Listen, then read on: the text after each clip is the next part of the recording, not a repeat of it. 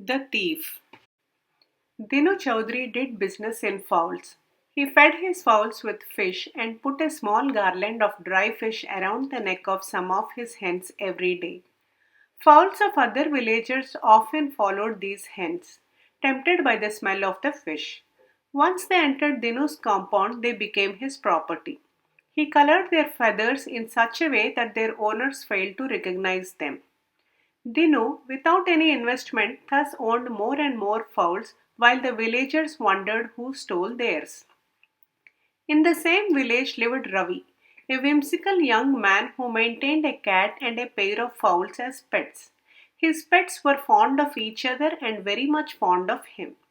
Ravi spent most of his time hunting in the nearby forest. One day, Ravi found both his fowls missing.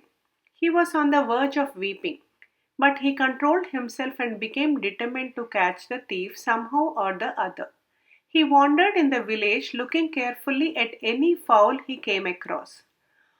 One morning, he was intrigued to see a number of fowls following a certain hen. Ravi, curious, went closer to the hen. It did not take him long to discover the garland of fish which the hen was wearing. He understood why other fowls followed him. He could also understand that the garland of fish had been put around the hen's neck by some wicked fellow deliberately. Ravi observed that the hen entered Dinu's compound, followed by others' fowls. It now became clear to Ravi why the villagers lost their fowls. The angry Ravi decided to expose the culprit. He returned home, took a bottle in his hand, and appearing as if he was drunk, suddenly entered Dinu's house. Dinu was then absorbed in coloring a hen, a new catch of his. Acting like drunk, Ravi mumbled, "Well, Uncle Dinu, why don't you clip their feathers instead of coloring them so that nobody would recognize them?" Dinu was taken aback, but he managed to smile and said, "You see, my only motive in coloring my fowls is to make them look more beautiful. Now tell me what brings you here?" "Uncle, I could not go for hunting today. At the same time, I'm not accustomed to vegetarian food. Will you sell me a good fowl?" asked Ravi. "Why not? I have just received some excellent birds," answered Dinu happily. "Let me see them," said Ravi as he entered Dinu's house. Inside Dinu's spacious roost, there were 2 dozen or more fowls, including his own lost pair. Ravi recognized them all right but did not show it. He surveyed the fowls for a while and said, "Oh no, Uncle Dinu, these are not to my liking." Then he left. Dinu sighed with relief when Ravi went out with unsteady steps. He consoled himself. Ravi was not in his senses, so he could not have understood my trick. Next day, Ravi came with his cat and waited outside Dinu's house. After a while, one of Dinu's fowls came out with a garland of fish as usual. At Ravi's hint, his well trained cat pounced upon it and killed it.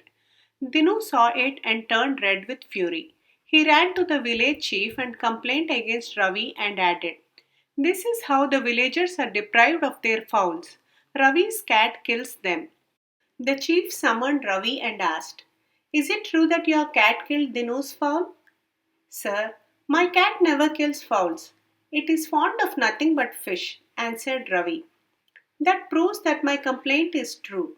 My fowl was wearing a garland of dry fish," said Dinu in a huff. The surprised chief asked, "But why was your fowl wearing such a garland?" Dinu fumbled. Ravi replied, "Sir, there lies the mystery of all our missing fowls. Dinu does this queer trick to lure away our fowls. When our fowls enter his compound, he captures them and colors them so that their owners cannot identify them. This may sound like a story, but this is true." "Don't believe this fellow," shouted Dinu. "Both my fowls have been captured by Dinu in this way. If all of you come with me, I will prove this to you," claimed Ravi. The chief, accompanied by a number of villagers, followed Ravi to Dinu's house. They saw a number of fowls inside Dinu's compound. Ravi called his cat and left it among them. At that, the fowls became panicky and ran away from the cat. But 2 fowls came rushing near the cat as though they were old friends. The cat and the 2 fowls played together. Nobody had any difficulty in realizing that they were Ravi's fowls. Most of these fowls belong to the villagers, but they have been colored. That is why their owners cannot recognize them, said Ravi. At the chief's direction, the fowls were washed and stripped of color. Then their owners collected them. All thanked Ravi. Dinu was duly punished by the chief.